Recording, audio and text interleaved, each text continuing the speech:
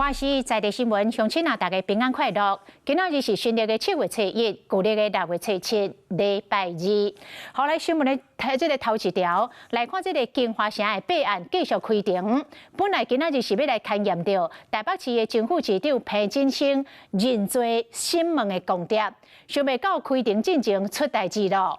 彭真心的太太伫个高雄的徛家跳楼死亡。彭真心接到消息，情绪激动，当场大哭，话讲要回去看太太最后一面。法官核准，予彭真心请假回去高雄处理后事。民众党是表示着惊甲哀痛，讲后续会全力来协助。有觉得被检察官威逼利用吗？前台北副市长彭真心伫无法无回无故行入北院，经发现案后尾1个月，北院今仔日搁一摆开庭，勘验彭真心精神公碟，煞伫咧开庭进前临时临要发动起来。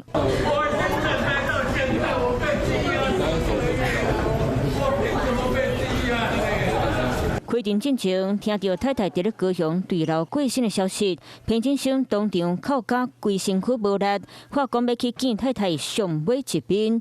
彭真心情绪激动，人艰苦甲险啊歹喘气，救护人员和医护团队杀痛甲上楼，不过彭真心拒绝送到病院。我觉得终于可以回家了。彭真心的太太过去嘛捌红玉谈，经据了解，彭真心高雄徛家，透早9点01分传出一个查某人倒伫咧中庭，新闻到就是彭真心的太太。警察调监视器嘛看到伊挂行李登去处理，听讲原本前一天伊人搁伫咧台北，先转向登去高雄，无人知。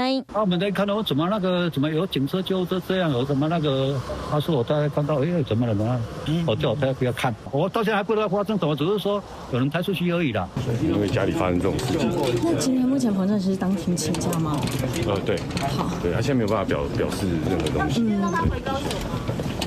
对，先回去处理家里的事。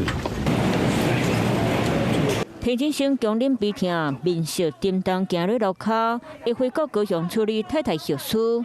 民众党对听到悲伤的代志，感觉真心痛不甘，卖全力跟斗相共。Hello， 我是张新文。想要抢先掌握最及时的新闻资讯吗？赶快订阅、按赞、开启小铃铛，锁定华视新闻 YouTube 频道。